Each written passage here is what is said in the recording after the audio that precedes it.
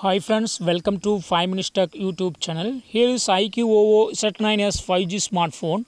In this video, you will learn how to check which Android version is used in your phone, is currently running on your phone in your iQOO Z9s 5G.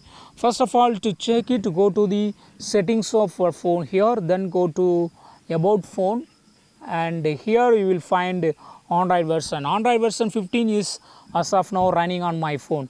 If you click more on the Android 15, the logo will also be displaying on the screen. See, so in this way you can easily check which Android version on which your phone is running. Okay, to go to the screen, just go back. Okay, so in about phone you can see the current Android version for your phone. That's all friends. Thanks for watching. Bye.